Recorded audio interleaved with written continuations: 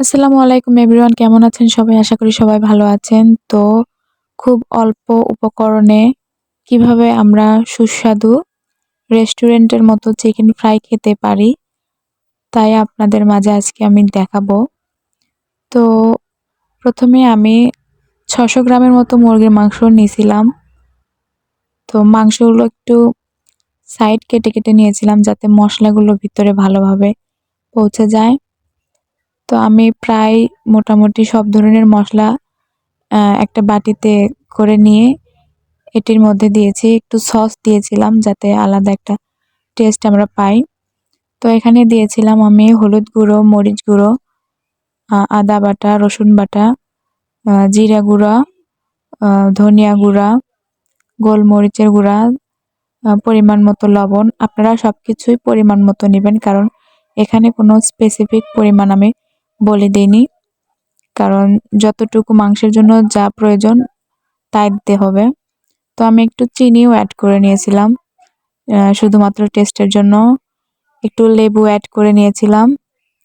ভিনেগারের পরিবর্তে আমরা সচরাচর এটা বাসায় পাই না বা রাখি না। তো সবগুলা মসলা ভালোভাবে মিক্সড করে নিচ্ছিলাম। দেখছিলাম যাতে কোনো মাংস যেন মশলাবিহীন না থাকে আসলে। তারপরে একটু কর্নফ্লাওয়ার দিচ্ছিলাম যাতে মাখাটা একটু ভালোভাবে আঠা হয়। একটু পানি দিয়ে নিচ্ছিলাম অল্প, খুব বেশি পরিমাণ নেওয়া যাবে না, অল্প পরিমাণ পানি নিতে হবে। তো আমি সুন্দরভাবে কিন্তু মেরিনেট করছিলাম। তো দেখুন সবগুলো প্রায় মাংসে মশলা পৌঁছে গেছে। তো এবার ভাজার পালা। তো প্রথমেই ফ্রাই প্যানে একটু তেল গরম করে নিচ্ছিলাম। দেখতে হবে তেল গরম হয়েছে কিনা।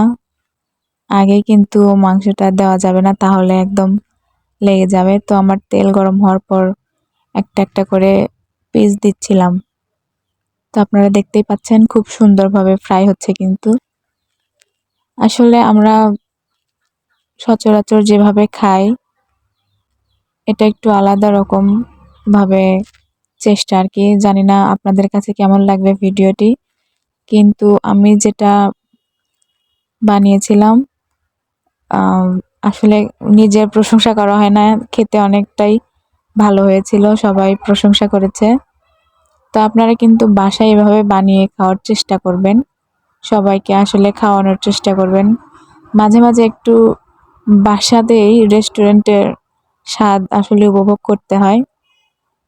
তো আমি কিছুক্ষণ এটা সেদ্ধ হওয়ার জন্য রেখে দিয়েছিলাম। তারপরে একটু পরে উল্টিয়ে দেখছিলাম আর কি কি অবস্থা। আসলে অনেকদিন পর আমি রান্না করছিলাম, তাই একটু নার্ভাস লাগছিল যে কেমন হবে। তো একটু লেগে গিয়েছিল, কারণ আমার তেলটা হয়তো সম্পূর্ণ গরম হয়েছিল না।